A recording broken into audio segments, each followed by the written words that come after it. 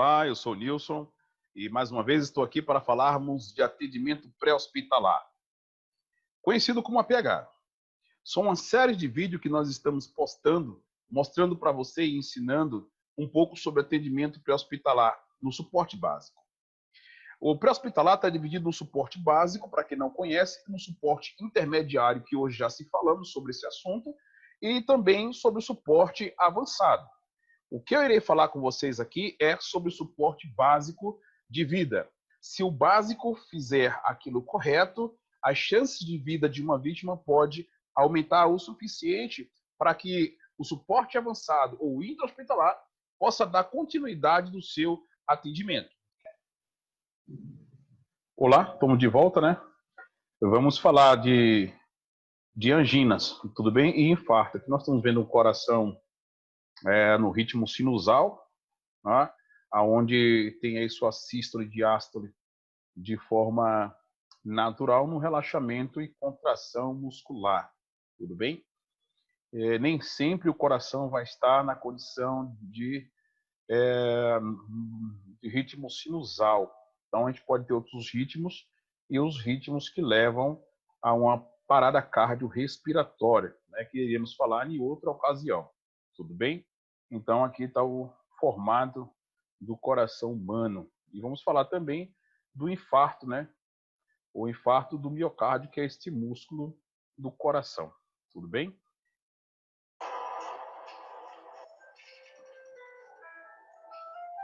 Oi, senhor, tudo bem? Oi, por volta de umas 11 horas, mais ou menos. Sempre a mesma coisa.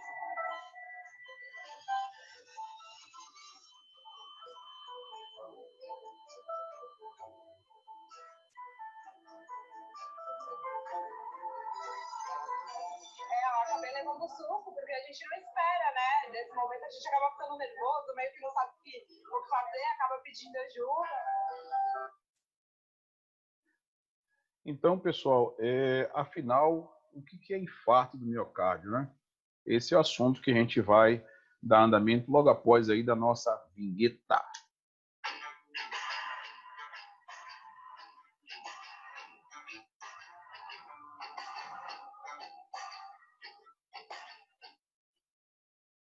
E aí nós voltamos agora para a gente destrinchar essa questão aí que nós falamos do infarto agudo do miocárdio, da síndrome, né, coronariana aguda, e vamos falar também da angina, tudo bem? Então, o que é infarto agudo do miocárdio? O que é infarto do miocárdio, né? É a morte das células de uma porção do músculo, isso do miocárdio, resultante da oferta inadequada de oxigênio para este órgão, para esse músculo, que é o miocárdio. Então, toda vez que eu tenho uma oferta inadequada para as células cardíacas, alimentar essas células cardíacas, eu vou ter aí problemas, né? E esses problemas a gente pode classificá-los dentre as anginas, que são as dores, né, por ter uma isquemia, ou seja, uma diminuição da luz do vaso, e até termos aí uma parada cardíaca, né, com supra de ST, né, ou também podemos ter ela sem supra de ST, que é infra IST, tudo bem? Aqui nós temos um coração, e vou falar brevemente aqui, né, do que é a coronária, né, e a sua alimentação, para a gente entrar nesse discurso, nessa conversa, que é sobre o infarto. Então, para quem não conhece, aqui nós estamos mostrando o tronco da artéria coronária direita, tá? Ela faz a alimentação desse lado do coração, também irriga a parte posterior também, e tanto da lateral. E nós temos aqui a coronária do lado esquerdo, né, que também faz a sua alimentação do músculo, né, no lado esquerdo, tá? E lateral, tudo bem?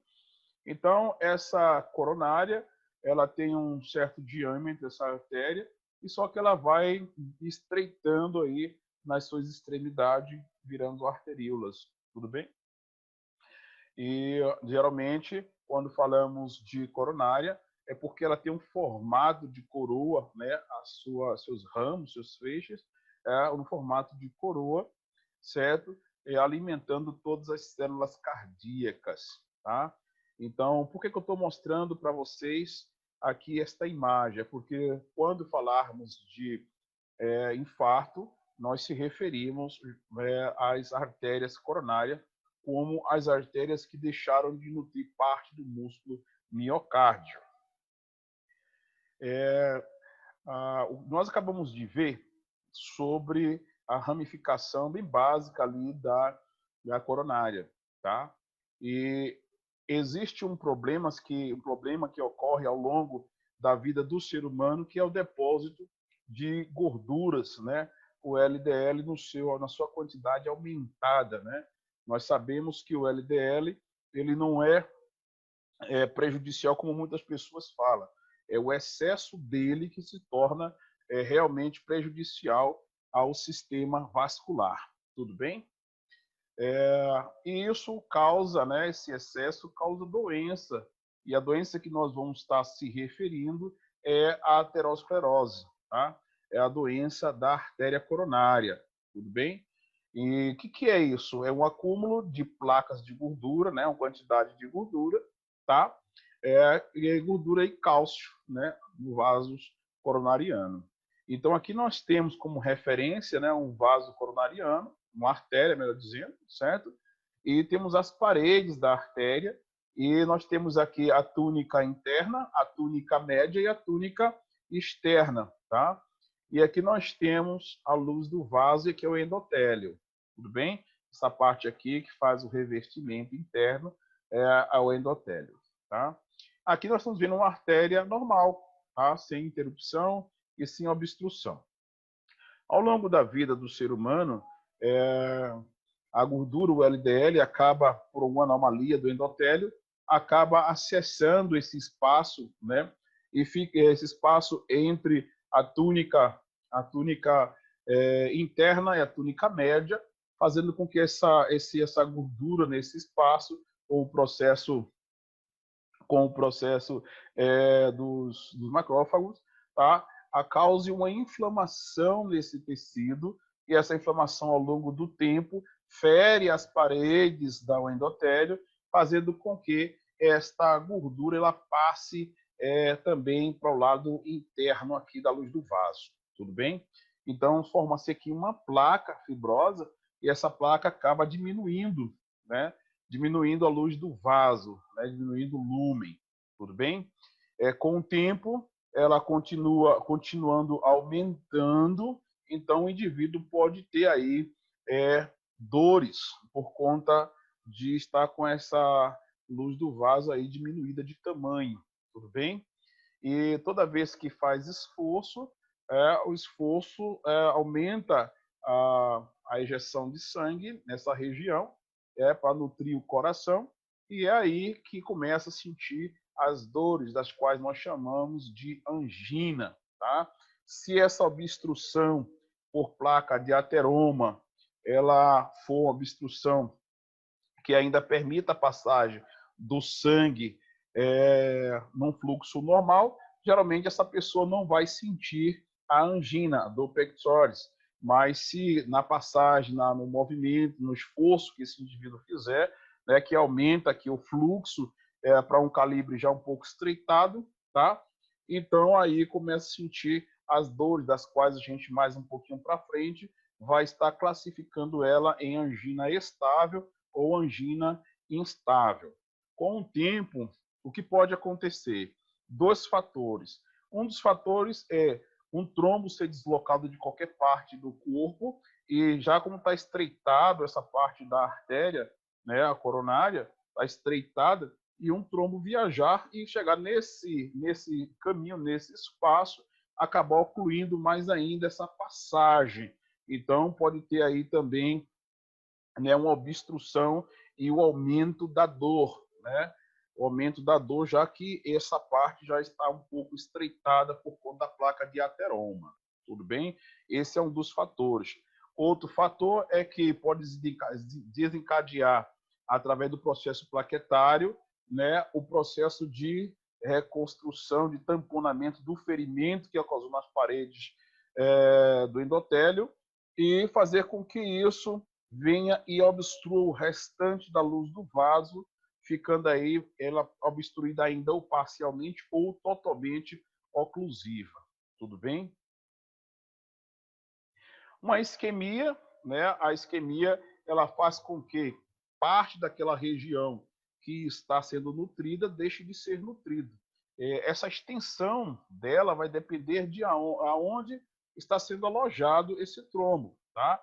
Então, vamos supor que o trombo alojou num espaço aonde ele obstrua dali para frente uma quantidade menor de arteríolas que alimentem o músculo miocárdio, a extensão vai ser menor. Se está com um ponto onde o calibre do vaso ele é um pouco maior, então, e demanda abaixo dele ali uma área maior para irrigação, então aumenta-se também a quantidade de células que começam a necrosar. Então aqui nós vemos aqui que tem um ponto bem cá em cima, onde está a artéria próxima do tronco da coronária, certo? E daqui para baixo deixa de alimentar uma região muito grande, vasta, do miocárdio, tanto da parte dos átrios como a parte dos ventrículos, tudo bem? Então tem uma isquemia aqui bastante considerável nessa região inteira, que a isquemia causou nessa região aqui uma falta de nutrição bastante considerável de nutrientes, somente o oxigênio, tá? Fatores que aumentam ou são complicadores, né? Fatores que aumentam ou são complicadores aí para quem tem aterosclerose, tá? Então, pessoas que são hipertensas, diabetes, pessoas que fumam bastante, tem uma questão do tabagismo, a obesidade, o sedentarismo e, em particular, também o histórico familiar, né? A predisposição genética na família, aonde também possa ser uma questão já hereditária. Tudo bem? Quanto às angina pectoris, tá? Que quer dizer dor, né? Opressão. Então, essa dor no peito, né? Muito conhecida como angina pectoris, é o termo da medicina, o termo da área da saúde usado para descrever a presença da dor no tórax, né? Ou desconforto devido à doença cardíaca. Tudo bem? E nesse caso, nós estamos falando da aterosclerose. Tudo bem? Essa dor no peito nós vamos considerar como angina estável ou como angina instável, tá? E aí lá para frente a gente vai ver a definição de uma da outra e quando a gente pode analisar isso numa pessoa que está sentindo dor no peito, né? Então temos a angina estável e a angina instável. E como é que eu reconheço as anginas no pré-hospitalar? Bom, aqui nós estamos vendo aqui um cidadão com aquele sinal clássico de Levine, né? De Levine, ou seja, ele coloca a mão no peito, demonstrando que alguma coisa está errada. E como nós temos analisado, possa ser que esta dor que ele está sentindo possa ser já uma angina. Quanto à angina pectoris, nós falamos que dividimos elas em duas, a estáveis e a instável. Então, a Sociedade Canadense de Cardiologia, ela criou uma classificação para essas dores, tá? Para determinar o quanto ela é grave ou não está sendo grave, tudo bem? Aquelas que podem, de imediato, levar a um infarto ou aquela que ainda tem um tempo para que a pessoa possa chegar até o hospital, ser tratada e não vai infartar de imediato, tudo bem? Então, aí nós temos a angina estável. E a angina estável é classificada, segundo a Sociedade Canadense de Cardiologia, em CCS1, CCS2, CCS3 e a CCS4, tá? Então, são dessas classificações que nós vamos ver aqui nessa tabelinha. Então, a angina estável, aqui eu coloquei uma observação, né, de CCS1, CCS2, que pode também estar incluso na CCS3 como angina estável. Porém, a angina instável, já na CCS3, né, ela mostra para a gente já uma situação já preocupante. Né? E por que preocupante? Porque aqui a angina por esforços menores que habituais já começaram a surgir, ou seja, a vítima não precisa fazer nem tanto esforço com coisas muito básicas e ela começa a sentir dor e uma dor que perdura, tudo bem? Então, por esse motivo, a CCS3, nós estamos classificando aí uma possível angina instável, tá? A CCS1 é a angina por esforço extenuante, então são aquelas questões de esforços menos rígidos que nós fazemos e com esforço que nós fazemos de forma extenuante, aí sim aparece uma dor já considerável, não considerável. Então, por poucos esforços que a vítima está fazendo, essa dor ela não aparece, tá? Agora, com a CCS2, ela diz que a dor, a angina, ela já começa a aparecer por esforços habituais. Ou seja, se aqui ele precisava na CCS1, ele precisava fazer atividade como correr, atividade que exige muito mais do músculo miocárdio, então, neste caso, ela apareceria depois dessa grande quantidade de esforço sendo executado. Mas na CCS2, nós já entendemos que a angina por esforços habituais são aqueles esforços menores, como lavar uma roupa, como você subir uma escada, e etc. e tal, e você já começa a sentir dor, né, por um esforço mais habitual. Na CCS3, como já havia falado, né, você começa a sentir algumas dores já por esforço bem menores, tá? Como pegar um objeto, como você tomar um café, levantar uma bacia ou algo parecido, e essa dor, né, por esforços menores, ela começa a aparecer, a ponto de chegar numa CCS4, que na verdade é uma angina de repouso, ou seja, você não está fazendo nenhum tipo de esforço, ou estava fazendo o esforço, e de repentemente você cessou aquele esforço que estava fazendo, ficou em repouso, e a dor ela não passou de imediato. Então, esta dor ela perdura por mais de 15 a 20 minutos. Então, nesse entendimento, que nós classificamos como uma angina instável. Então, na classificação canadense de cardiologia, na Sociedade Canadense de Cardiologia, dentro dessa classificação, a CCS1 e a CCS2, nós consideramos ela com fatores menores para um esforço maior, tá? Já na CCS 3 e 4, o esforço pode ser menor e com esse menor esforço que está sendo feito, a dor ela ainda persiste. Tudo bem? Angina pectoris, ainda falando aqui, agora da síndrome coronariana aguda, a SCA. Tudo bem? O que é a SCA? Tá?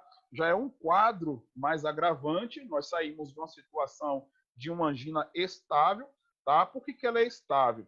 Porque aquela placa que nós vimos lá de gordura, de ateroma, com aquela quantidade de gordura que foi extravasada para a luz do vaso, ela tem uma estabilidade. Se ela tem uma estabilidade a passagem do fluxo sanguíneo e ela não se desprende ali, então ela está estável. Então, nós temos uma luz do vaso menos oclusiva, do qual está passando ainda o sangue de forma que não consegue deslocar aquela placa que já está naquele local. Então, aí nós temos uma placa estável. Por isso, a angina ela é estável. Mas se ela se deslocar daquela região, daquela área que ela está, o trombo viajar e mais para frente ela obstruir a luz do vaso de forma oclusiva total, né, ou parcial, aí nós podemos ter uma angina instável. E a angina instável, ela é mais preocupante para nós do que a angina estável. Por que ela é mais preocupante para nós do que a estável? Porque a luz do vaso, para nós aqui, ela está bastante já diminuída por conta do trombo no local ou pelo processo plaquetário, tá? Que foi causado ali para a defesa do sistema, daquela parede, né? Então, por estar mais fechado, então o indivíduo, a vítima, sente dores mais fortes, são dores instáveis, essas dores não passam. Então, ele ainda que esteja em repouso, a dor perdura por mais de 15 a 20 minutos, tudo bem? Então, há uma preocupação maior nessa angina. Existe a classificação de Brown, que internamente no intra-hospitalar é utilizada para fazer aí a análise da gravidade de deterioração dessa vítima, tá? Em frente aí às anginas. Tudo bem? Dentro dessa síndrome coronariana aguda, não é só a questão da angina instável. Nós temos também o infarto agudo do miocárdio com supra de ST, tá? E podemos ter também o infarto agudo do miocárdio sem supra de ST, ok? Então, aqui, nós estamos vendo no ECG, tá? Uma supra de ST aqui, ó, no segmento ST. Então, no segmento ST, a gente tem aqui uma supra de ST. Quando isso aparece, já nos mostra para a gente um vaso obstruído, certo?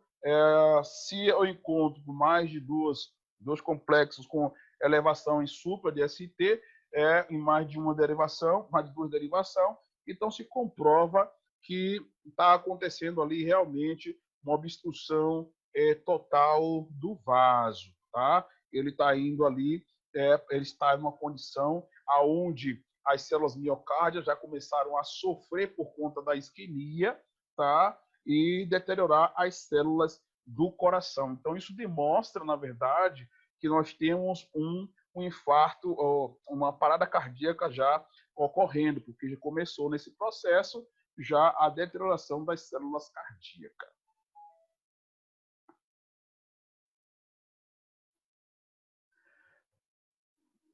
Então, isso demora, né, um ciclo, isso perdura durante um tempo, é um ciclo.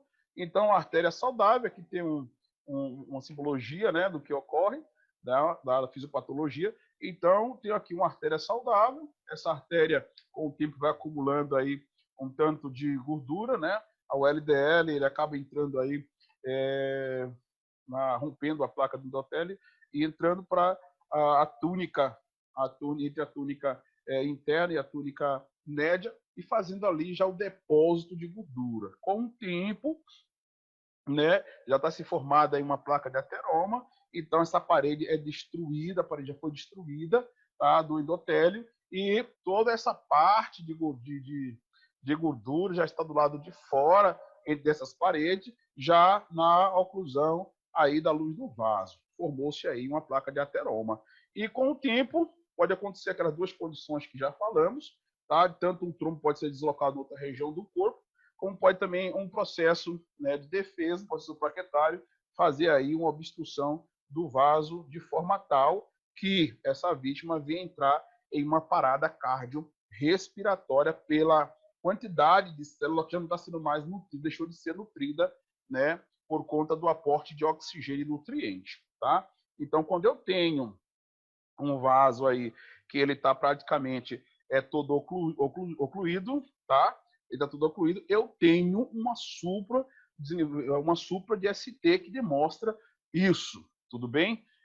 Pode ocorrer também um infarto agudo do miocárdio, tá? Com uma infra de ST, tudo bem? Então, vamos lá.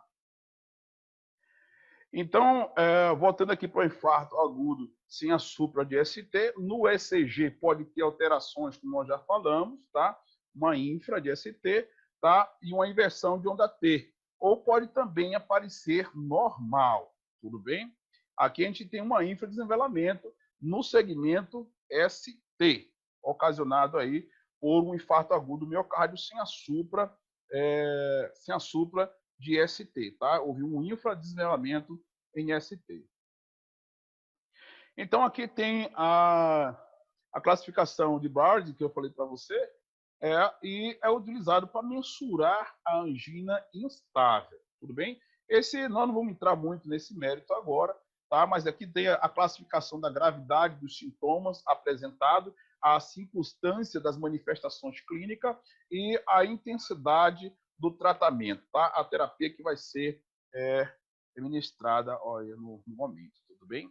E aqui nós temos já uma artéria totalmente oclusa, do qual nós vamos finalizar essa parte desse assunto e damos continuidade agora com a já questão dos infartos. E a gente vai verificar na próxima aula a questão dos ritmos que são chocáveis, dos tipos de ritmos na parada cardíaca. Vamos falar de fibrilação ventricular, vamos falar de taquicardia ventricular, vamos falar de AESP e de assistolia.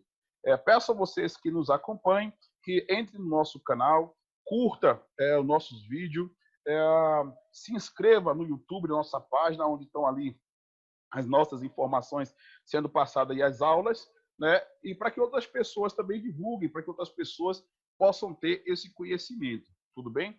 Então, para finalizar, é importante que o socorrista ele possa identificar uma pessoa que esteja com angina, seja ela instável, seja ela estável, e possa entender que todos esses processos podem evoluir para uma parada cardiorrespiratória, tudo bem? Então, a identificação é importante, o socorro rápido é importante, e as pessoas que já são portadoras de algum mal, que vier interferir, como nós falamos, de hipertensão arterial, nós falamos de pessoas diabéticas, de obesidade, que possam se tratar, né? E na iminência de dores no peito, né, ela possa ter aí já uma informação que ela pode estar infartando ou não. Lembrando que o infarto ele pode trazer algumas informações, o processo do infarto, né, principalmente nas anginas instáveis, pode trazer aí já algumas informações importantes em relação a dores que se irradia do braço esquerdo para a mandíbula, né, a dor que se irradia do braço esquerdo para o direito, o quimor no estômago, são referências aí que pode trazer para você informações de que a vítima também pode estar no processo de infarto. Eu espero que vocês gostem desse vídeo e divulguem, faça com que essas informações ela possa alcançar mais pessoas, assim como vocês foram alcançados. Muito obrigado.